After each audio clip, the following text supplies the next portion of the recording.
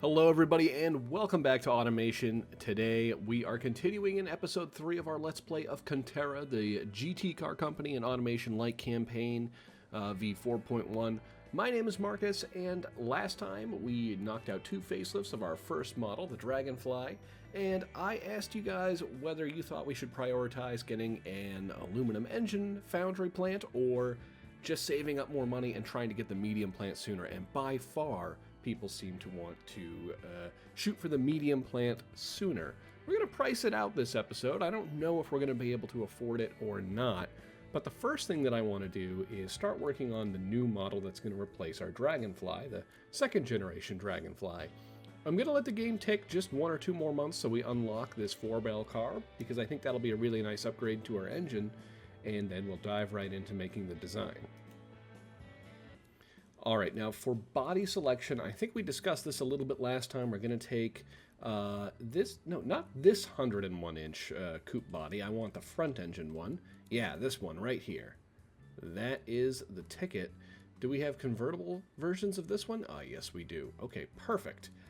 Let's move right along. We need to do aluminum body panels still, because we're still going to be making this car in the small factory. If we do a medium factory, it'll be for a different model, one with a unibody or a monocoque chassis, because that's really why we want the medium factory, to get the steel presses so we can use steel body panels, and also so we can finally make real cars, not this just, you know, fabbing them together out of steel tubing type of thing. We can. I don't think we built the galvanization plant. I don't think we will. That's okay. And double wishbone, double wishbone. Last time I think we had 2 quality points in here. This time I'm going to do 3. We have some familiarity, and the engineering time on this, it's not going to be that long this time around. It wasn't that long to begin with, and now with the engineering familiarity, it's going to be even less. Let's facelift our engine. I want to keep this one in service since we decided we're not going to go for the aluminum block. Let's keep this one in service for now. I think it meets our power needs at the moment. Oh, I guess I didn't need to wait to unlock that 4-barrel carb. That was a wasted couple of months, because I'm just going to stick with the Weber carburetors anyway. I just remembered that. Well, that's okay. All right, so in terms of the engine, the main thing I want to do, I think, is just maybe pop a couple more quality points into the fuel system, maybe 1 more quality point into our valve train so we can rev this thing out just a little bit more to 5,500. I wonder if maybe we have a little bit of breathing room on our internals here. Maybe we can go for a slightly more aggressive cam profile, eke a little bit more power out. That would be nice. This looks pretty good. I don't want to go too much more aggressive than that. Maybe I could go up to a 55 or so, but I still want this to be a fairly drivable motor. This isn't like a super hardcore sports car, so it can be a little bit lopey and idle, I suppose, but it shouldn't be too wonky. We need it still to have a nice sort of mid-ranged power band here. It should be looking very nice. And we can grab a little bit more compression. All right, top that off. 190 horsepower. That's a little bit more than before. Point of quality for the exhaust. Yeah, that's a good all-around point. I think we'll have some sort of engineering time breathing room on this engine since we're not really making too many major changes. Let's keep moving along. Now we have how many different coupe bodies do we have here? Oh, I see. This is with different rear windows. So we have a big rear window. We have the small rear window. We have the split rear window. And then we have a hard-top convertible and a soft-top convertible. I'm not sure which of those I'm going to pick for my convertible variant. I'm leaning towards the soft-top, but maybe we'll compare and see. I like the split window. I think that looks good. This split window vet body. Cool. Oh, is this only a 2-seater? Uh-oh, that might throw a wrench in our operation. I thought this had 2 rows of seats. Seat rows 1. Oh, they all only have 1 seat row. What a pity. Oh, maybe we should pick a different body. Oh, this one has 2 seat rows. That might work. It's a little shorter wheelbase than I'd like, but I guess that's okay. Anything else that we could use? I mean, we could use this one from 1955, I suppose. And we are in, which one are we in now? We are in one of the 46 bodies, aren't we? Or the 45 body? Yeah. We're in this guy. I almost wonder if this is our best bet, because I think that it's a little bit, I want the car to be kind of big. This is almost a little bit small, but the body age penalties on this one are going to stack up kind of fast at this point. But then again, you know, I know I'm waffling here, but then again, we're tending to go just with 2 facelifts on each of these models, so we're not running 3 like we were on some of the last campaigns. And this one, I think, is kind of that longer wheelbase. The high power output rear-wheel drive cars really benefit from having the longer wheelbase. Even if it does make them heavier, it just makes them more stable, and that's nice for a high-speed car like a GT car. So, you know, I don't know. Maybe against my sort of instinct to go for the newer body, we're going to take this old guy right here, because then, you know, we'll have more bodies down the line anyway. But I think we'll keep everything else the same. Engine doesn't need to change. We're going to start by building the coupe. Yeah, I don't think any changes here. Let's take a look at our wheel sizes. Definitely want to make adjustments. Oh, let's morph it too.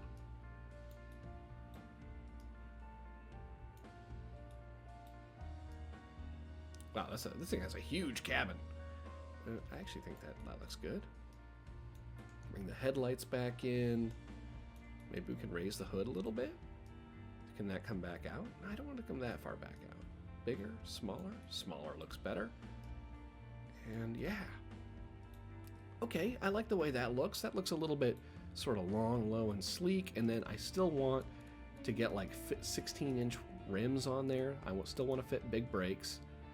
And then those look like nice tires. We definitely want wider than 155s. I'm going to stick to 175s. I think that will work well for a car of this size and weight and era. Let's brakes, make them as big as we can. We'll come back and fine-tune the adjustments later. Interior for proper seats. And I think we were using, what were we using before? A luxury interior? Or was it a premium interior? Well, we have familiarity and luxury, so I guess we were using that. That pretty much settles it, doesn't it? And then we'll use a luxury AM radio too, and put a few points of quality into the interior right away. We'll also come back and fine-tune that. Hydraulic power steering, top-of-the-line safety, progressive springs, and we'll tune it to normal and go from there. Okay, well, that's a great starting score. I like that a lot. Front brake force is low compared to grip. Well, let's go back and see if we can't do something about that. We'll make the brakes maybe just a tiny bit more aggressive. We could maybe get away with making the wheels even a little bit bigger. Or what if we take the pads up to 60? I don't want to go more than that, though. That works. That works. All right. Ooh, we have a little bit of breathing room in our gearing here, that's for sure. Should we tighten up spacing a little bit? 0 to 60 in 8 seconds. That's quite quick, actually. Ooh. 0.88. 0.88 on the circle test. 0.88 Gs. That's not actually that many, but the handling is already kind of, tilted towards sportiness, and when you add more grip to the car, that tends to induce a sportier handling from it. So, at least for front-engine rear-wheel drive cars, we'll leave that one as is, especially because we're already at the limits of our brakes anyway, and then we'd have to get bigger rims, bigger tires to fit bigger brakes, and the whole thing sets off a chain. Okay, maybe one more point of interior quality, a couple points of quality in the steering. That's always a nice thing. We'll put a point of quality in the transmission as well. And let's do the suspension tuning. Definitely I want something a little bit sportier than what we have here. Maybe we'll take the springs up just one click. That gives us the warnings, but I think it's okay. Like, that's exactly where I want the suspension bars to be at. And then I'm actually going to dial out just a little bit of sportiness, get that closer to a flat 90. How are we doing on ride height? That actually looks like it's riding a little high. Let's take it down to a flat 9-inch ride height. Yeah, that looks good. And we have some slack in the roll angle to take up. Let's just keep reducing our sway bar stiffness.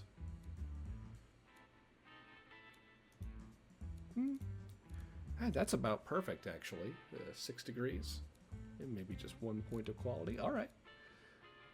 That looks pretty darn excellent. Great score on both the GT and the GT Premium. Anything else we want to add? Let's maybe just see how fast it goes around the test track.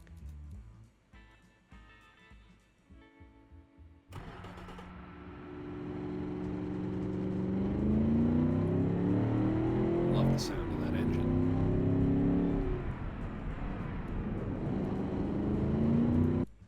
236. That is darn fast for 1958. I'm pretty happy with that.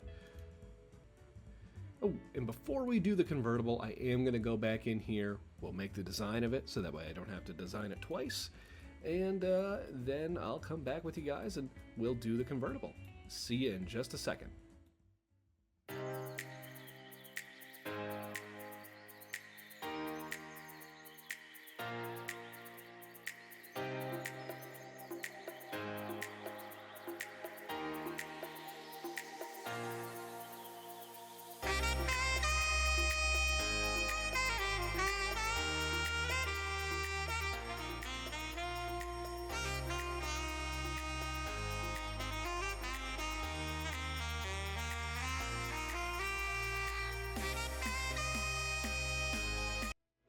Okay, awesome. We are there. I went for a similar design sort of style as the last one. It's sort of a lot of the same fixtures in roughly the same places.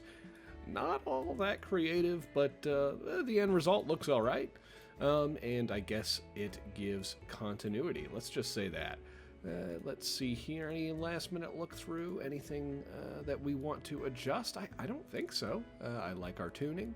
Take a quick peek at the high speed graph. Ooh, high-speed steering looks very good, actually. All right, let's check this one off, clone it, and make our convertible, and then see how much this is going to cost. Then we're going to price out a medium factory and kind of decide what we want to do and make a little bit of a plan from that. Switch it to the rag top. This one we don't get a choice. Oh, I don't like the way that back looks. Let's bring that back out. And then I guess we need to move this handle forward a tiny bit. Anything else get borked? Nope. Okay. Looking great. Gearing seems okay. This car is like over half a second slower than the other one. The brakes have been pretty much ruined. Manual soft top is better. This is a convertible. I guess it's a convertible sport, but also a convertible super, which we're scoring fantastically well in. Okay, hydraulic. And it looks like we could just stand to stiffen up the rear suspension a little bit again. Let's see, can we just get rid of that rear brake warning? Maybe 1 point of quality in the brakes. That'll do the job.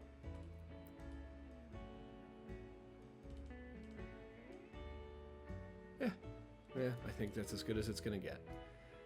And CV58 is what this car is. Looking excellent. Now let's do our sort of tooling and factory setup, see how much this is going to cost, and then get an idea of if we can leverage up and maybe make the jump to a medium factory. That'd be really, really cool if we could. Automation 25, a QA. We could take the QA threshold up a little.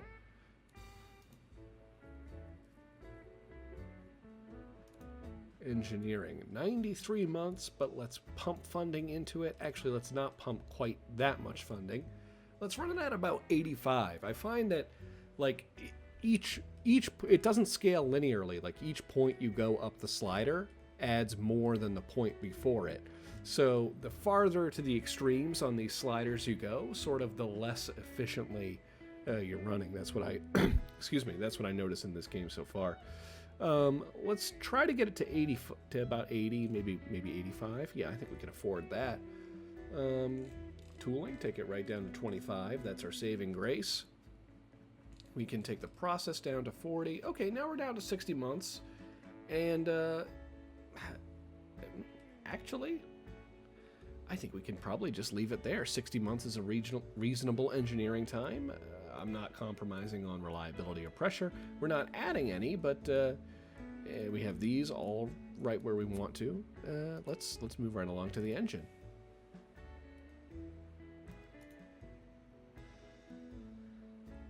Now, I am wondering if it would be possible to feed both a medium 1 factory and this small 3 factory out of a small 3 engine factory. I'm not sure if it can be done. We'd have to crank up our automation quite a lot. Let's just build that out and sort of see how many units of this engine we'd be able to produce. Just the upgrade to a size 3 yields 1,000. That's, I think the medium 1 factory, obviously it'll depend on our car, but I think that can produce, you know, somewhere on the order of like 1,500. So we're not, and we have 400 or so cars out of our existing small factory. Let's put in some additional tooling quality. We'll take it up to 70. And then the automation. Let's see if we can run it at 50. That takes us up to 1,100 engines. That's probably still not quite enough. And we're not going to use this engine variant either. We're going to probably use this engine family, but not this variant. I don't think it's feasible. Let's just stick to a small 2 and then buy a medium engine factory. Hopefully. Take that back down to 30. Leave that where it was. Tooling quality. And we'll actually leave the tooling quality bumped up to 60. And QA, slightly more aggressive. Very, very good. Engineering time, it's very modest. Maybe we can save $1 here, take the funding down to 40. The pressure's already pretty low. Yeah, let's just take the rest of it in reliability, a little bit more in process, and then we'll just drop the rest out of funding. Although, again, if we'll probably have to revisit this this screen if we make another trim of that engine, or variant rather.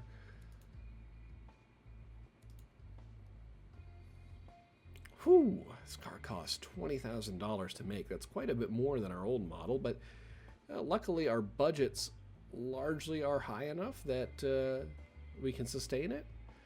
Let's sell it. I think we were selling the old one for 24 grand. Let's sell this one for 25.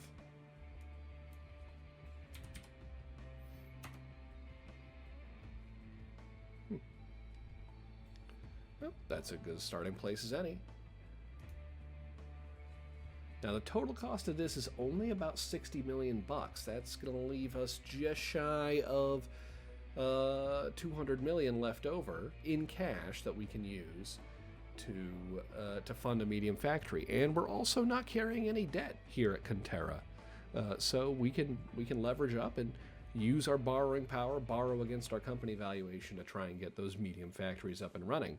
Let's see, how much could we? Well, we can take 200% of this. We can take at least 120 million bucks. That's good to know. All right, well, let's go back to the hub. Let's quickly price out those factories and see if it's something that's feasible for us. New car factory. Let's design it. Let's see, where are the plots the cheapest? The plots are the cheapest right here in Hedvasia. Okay, that's fine with me. Factory size, medium. We are going to need steel presses. Can't make that mistake again. Okay, $130 million. That's pretty doable. It's going to cost another probably 50 million to buy the tooling and so on, but take that up to 150 million. I actually think that we could I think that we can swing this. Let's quickly check and just make sure that the engine factory that we're going to need is also affordable as well. Hey guys, VoiceOver Marcus here. In a few seconds, you'll see me accidentally sign off and purchase this engine factory. I was confused and make reference to it a few times later in the video. Just know that it was 100% operator error, and Contera now owns a spare engine factory. Back to the video. And we would need an iron factory. Okay, so it's about the same, actually slightly cheaper. So we're definitely going to have to borrow to pay for the engineering and the tooling, but it looks like we can just barely pay for the nominal construction costs out of pocket, which is really nice. So we're definitely going to have to do some borrowing, but that's all right. Oh, I guess did I buy that? Well, let's just keep going. I don't know. Did I maybe just get a free factory? I don't see any money come out. Let's I'm not sure really what happened there, but let's just keep going. We'll play through. I might have made a misclick. I'll have to go watch the footage on that afterwards. If we did and we did accidentally glitch ourselves a free factory, I'm not going to use it. I'm just going to buy another one and we'll pretend like that one's not there. I don't want to exploit it. Okay. Now, for our market expansion, what I'd like to do is make a premium car, and maybe we can make like a premium variant and a luxury variant, and that would be nice. We'd sort of have this corner of the map like covered. And then what I'd also like to do, because most of the convertible demographics are actually sedan convertibles, not coupe convertibles, we could make a convertible version of the sedan, and then maybe like this one, instead of a GT and a convertible, we could make a GT and like a super / hypercar. This is down the line, of course. Let's target premium. Let's see how this does. All right, this is a good body right here. It's got lots of interior volume, decently long wheelbase. It could work, a couple different variants. Doesn't have the convertible, but it's got a wagon, and that's useful. Could grab a little extra market share that way. That certainly would work. Okay, steel panels, monocoque chassis, steel chassis. We're still not going to pay up for the Galvey plant. Save a penny there. Stick with the front longitudinal and double wishbone. I wonder if we shouldn't cheap out on this a little bit and maybe give it a semi-trailing arm in the back. Like, it's probably just overkill to give it double wishbone. It still has four-wheel independent suspension. We do need to be a little bit cheaper after all. But, no, we'll skip the quality this time because that first time you do the monocoque, it's a pretty long engineering vector, so we'll just leave it at 0 quality for now. Let's make a different variant of this S58 motor. If it loads up, okay, there we go. We're going to call this one the B58, and I want it to be B for balance, so just sort of a more middle-of-the-road tune than this more intense, sporty one we have here. So I'll take the cam profile down to about 40. We'll leave the fuel mixture where it is. We'll switch it to a 4-barrel carb with a standard intake, single carb. We'll keep this one a little bit cheaper. Doesn't rev quite as high. We'll leave the ignition timing as is, and then I guess we just have to lower the compression down so we get rid of that knocking. Okay, it's a little less powerful, a little bit more drivable, and significantly cheaper. All very good. Do we need to tighten up the exhaust at all? Yeah, we do. We want to tighten it up just that one click. That really helps. Ooh, I just noticed we still have the tubular headers on it. Maybe we should drop it down to short cast? Save another penny? How much does that save? Doesn't really save any materials cost. Wow, it saves a lot of production units, though. Yeah, let's definitely do that. Yeah, this is the basic model. Still a nice package, though. Let's give it a quick listen. Oh, it definitely sounds more subdued than the other one. That's okay, though. We'll start with the sedan. I want to make the trunk a little shorter and the cabin a little bit bigger. Bring that forward. 1 point of body quality. That'll help it from rusting. I still don't know. Like, I know that it helps the cars, like the corrosion resistance stat, environmental resistance. It's factored into like some of the utility segments. I still don't know if it has any benefit beyond that. I'm not entirely sure. Ooh. This car would actually be a perfect candidate for this like 2-speed Slush-O-Matic. We don't really care too much about sportiness. We have enough power that it's gonna be kind of workable to do that kind of horrible transmission, and the demographics really like comfort. I think we're gonna try building it out with that, at least at first, and that'll probably be good. It still has a top speed of 130 miles an hour. That is darn quick for the day, and we're gonna need some wide spacing on that, so we'll do a 65. Still gonna get radial tires. We'll go medium compound, 175s also on this one. Does this have fender flares at all? Oh yeah, it has a little bit of fender flare. Okay. That works, that works. Widen out those. A little bit more spacing also in the back. Okay. And then we definitely are gonna need some nice big wheels to fit nice big brakes on this car. Oh, wow, that's a little bit low profile. I guess as big as we can get on there without it looking really strange as a 16-inch rim. That should work okay. And a little bit more front spacing, I think. Oh yeah, that looks good. Oh, how did this go down to 155? I want 175. 155 is way too narrow. All right. Good for now. Solid discs. Front and back. Leave that as is. Come back and do the brake tuning later. Little bit more aggressive cooling airflow on this one. We'll go for a 60. It's cheap reliability. Now, I don't know. I think for the premium variant of this car, I want 5 seats. And then when we make a luxury variant, I think that one will be a 4-seater. The premium is less comfortable, more practical, obviously, but it has a little bit broader audience, but the 4 seats, I think, compete better for the higher-end luxury demographic, so that's what we'll do. Should we try to get away with a standard? No, we'll give it a premium radio. We can fiddle with it later, I guess. A couple points of quality, as usual. Hydraulic steering, advanced safety, progressive springs, normal tuning, and we have actually, that's a decent score.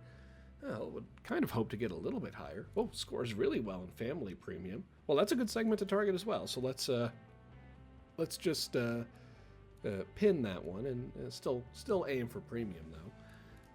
Let's do some transmission tuning. They like it. Oh, we're having bad wheel spin. That's probably why our score is so low, or part of the reason. Take our spacing down to 50, just get it below 7, so we have the blue warning. All right, that helped. Grip actually looks pretty darn good. Braking is actually not abjectly terrible as well. I bet if we dial that out and then compensate with like 2 points of quality, we're actually in the realm of workable there. Yeah, 150 feet. Not quite locking the brakes, but that's okay. It's close. That's still good braking for the time. Do they like 1 more point of quality? Yeah, they do. We'll give it a +3. +1 in the steering. They like that. Oh, wow, that made a nice jump. And suspension tuning. Let's fine tune it. Now, this car is going to be all about drivability. We don't really care about sportiness on it, so we'll take all the front camber out. And I wonder if, can we make it, we probably want it to ride a little bit lower than this. Maybe 9 inches a little low. Let's go 10. Waffling again. Okay. We can have that. Roll angle looks good. And I actually going to leave the dampers where they are and then just make the springs a little bit softer. So we get a nice, comfortable, but still well-damped ride. Should we make the dampers a little bit softer? Oh yeah, that's going to be nice and comfortable. And just a little bit stiffer front sway bar. Bring that roll angle right under 7. Pop 1 point of quality in. Okay, yeah, looking really, really nice.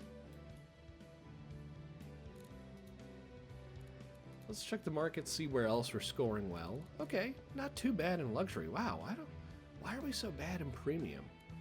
Well, not that we're that bad, but we're scoring better in luxury. Maybe it's just because we're more affordable?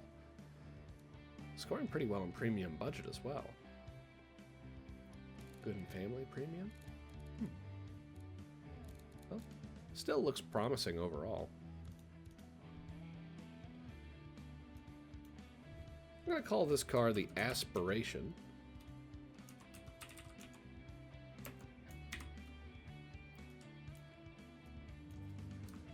And this is the PS58.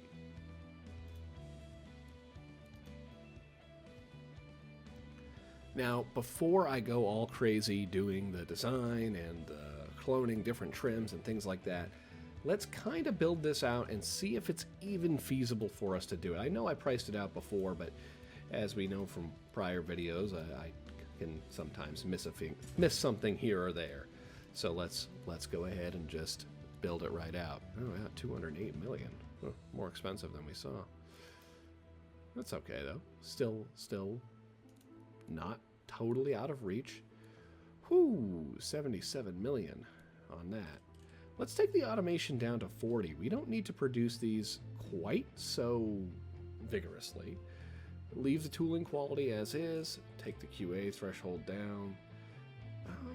And we'll pay them 10% more than average. We don't need to pay them quite as well as we do in the other factory because it's not as automated.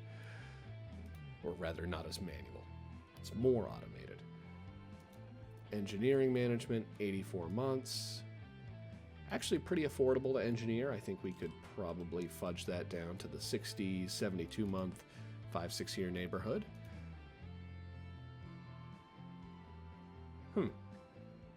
So this still exists. I must have misclicked that. We'll just have to build a new one. I guess that one factory's there forever now. Medium plot.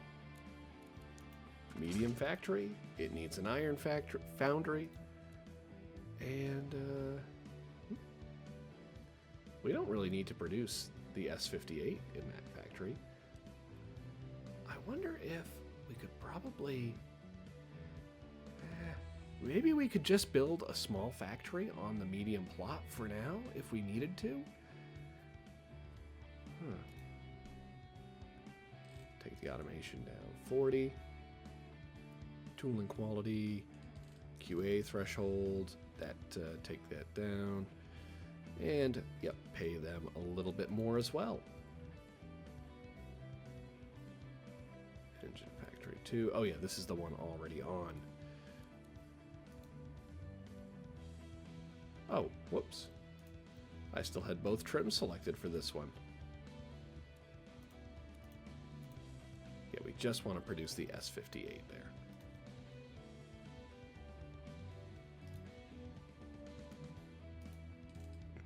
Gonna need to fund this actually somewhat more aggressively now. We'll give it 50. We'll bring the pressure up, and then we can definitely take the slack out of reliability. That's still plenty to be engineering into this engine for this competitive class. They're just not that reliability focused. And ooh, looks like we needed that medium factory. This is not a lot of slack there. I guess I'm used to producing like straight 6s and inline 4s that just have 0 production units involved for them. So you know, it just things get a little bit easier. Did I change this to a standard intake, or is that looks like it's still on a performance intake? Let's go back and take a quick look. I might have missed that. I thought I changed it. Maybe I didn't. I did. Okay, I'm not crazy. Just looks similar. All right.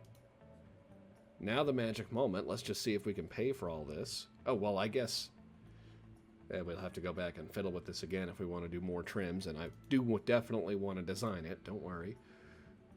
484 million, and we actually have the borrowing power to borrow for all of that, which we wouldn't need to. We would only need to borrow for half of it. So let's go back and do the design and make another trim of the Aspiration so that we can really take advantage of that medium car factory. And we'll sign it off, and then we're in business as a real car company. How exciting. Let's go in here. Okay, ladies and gentlemen, I'm going to crank out a quick design on this. I'll be right back with you in a second. Enjoy the time lapse.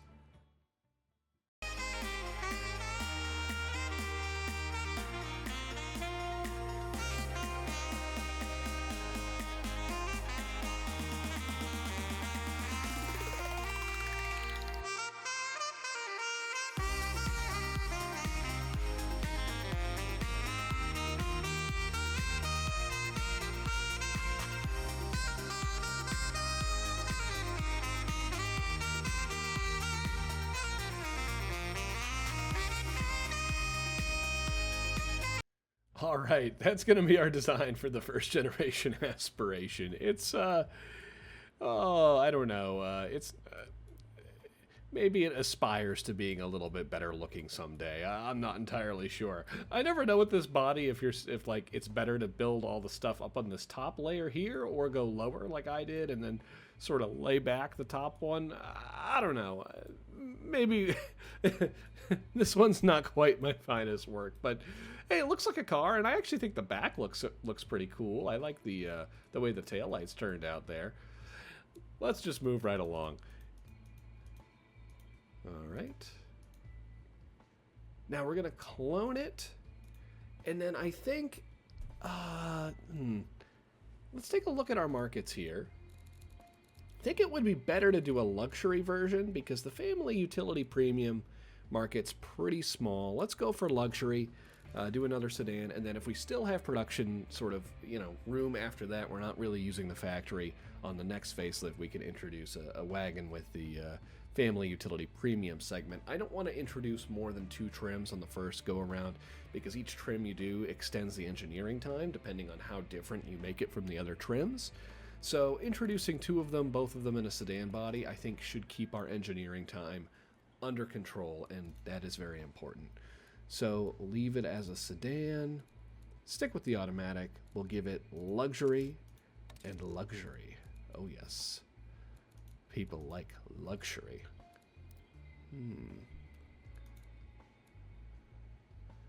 Adjust the brakes slightly.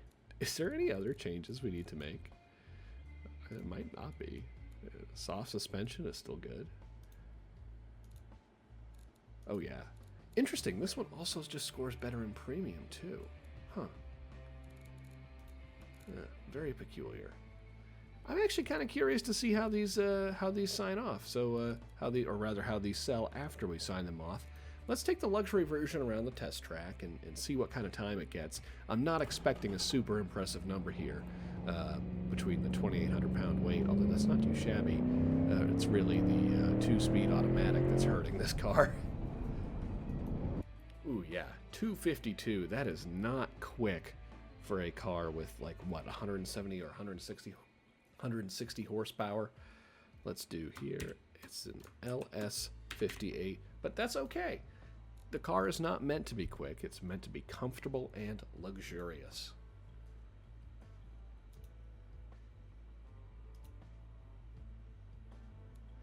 Leave it production 40. Tooling quality 50. So we're going to be making about 1,500 of these, which is that's perfect. Ooh, yeah, that's just a little bit too long of an engineering time right there. Let's take that out of process, and then maybe we can just take a tiny bit out of reliability to get it to 72 months, 6 years. That means it would come out in 1964. That's pretty reasonable. Let's do that. All right. Now to price it. Premium budget is 25 grand, and we can make this for only 13.5. So we can take a really nice profit margin on this, hopefully. Let's try selling it for, I don't know, 18 grand. That leaves plenty of profit for us and the dealer. And the luxury one, whoa, we can really mark this one up. Let's sell it for, I don't know, should we try to sell it for 24 grand? Yeah, let's try to sell it for 24 grand. Just a little bit, that might take a little bit too much out of sales. Let's go for 23. That's 2 grand less than our GT car.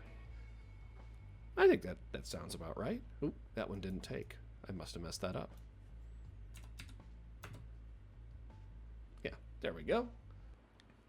All right, let's look at the sign-off screen. We do have a stagger here, so what we're going to do is uncheck this one first so that both the Dragonfly and the updated engine come out at the same time. This does mean that this engine variant for this car will come out before the car, but that's totally fine. I'd rather produce these sooner. Let's sign these two off. We don't need to take any loan, I think, for these two. We actually can afford to pay right out of pocket, so let's sign those bad boys off. And then this guy, we are going to need to borrow for most of. Let's borrow for, let's say, 80% of it.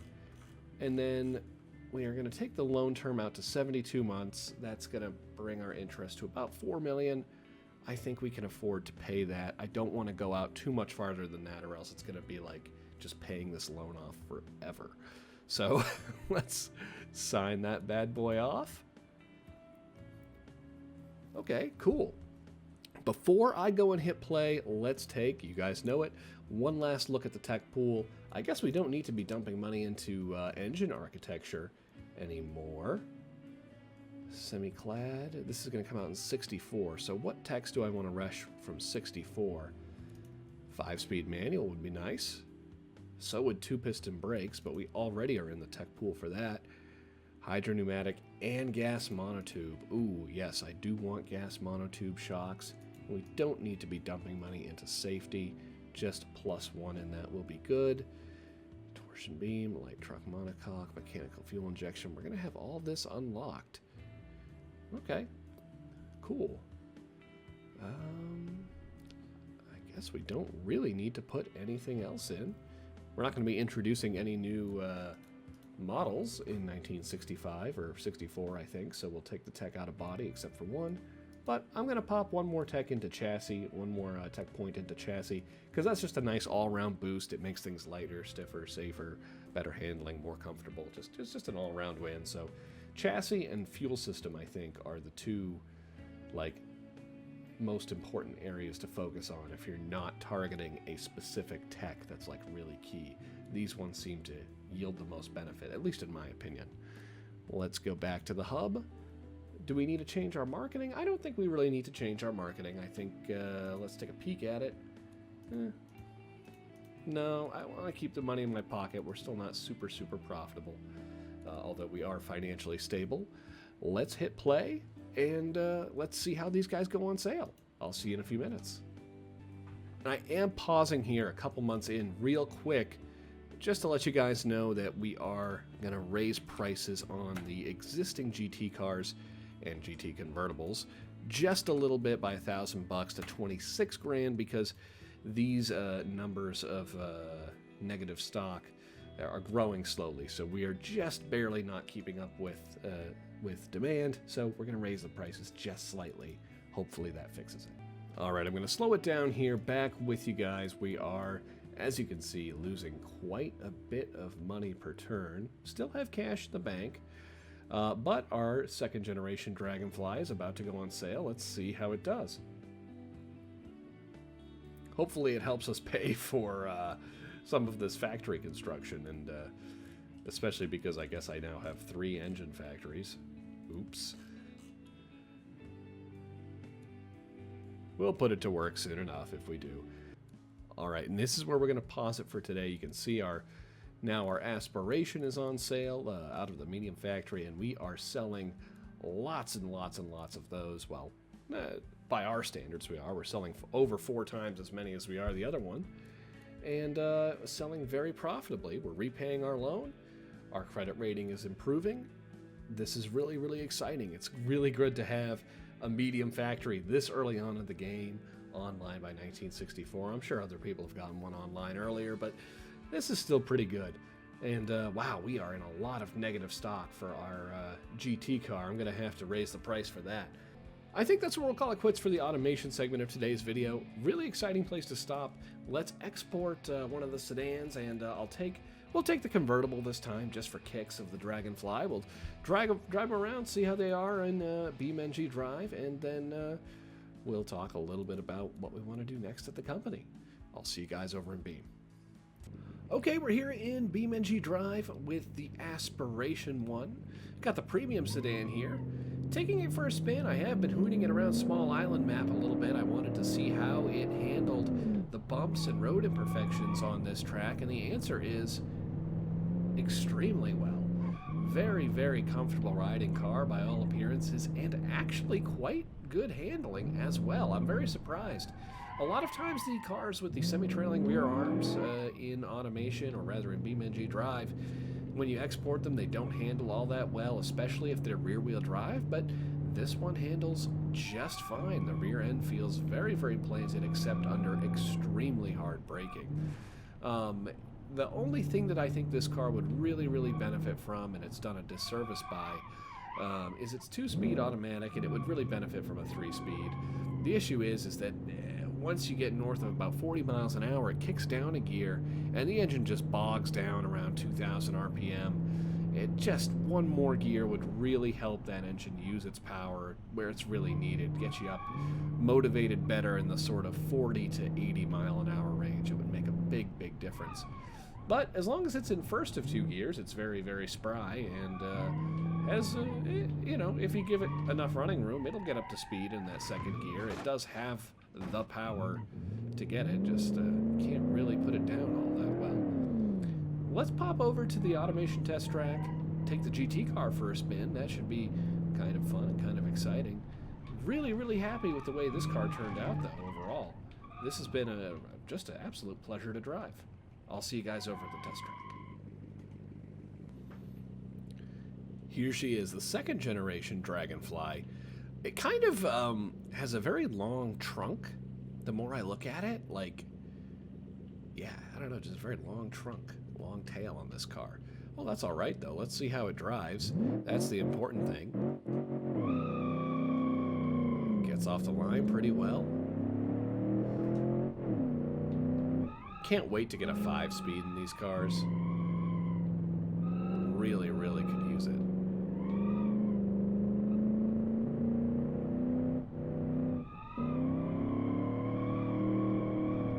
Carves through that corner pretty nicely. Kicks the tail out just a little bit.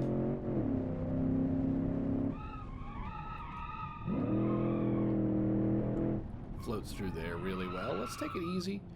Just turn it in here.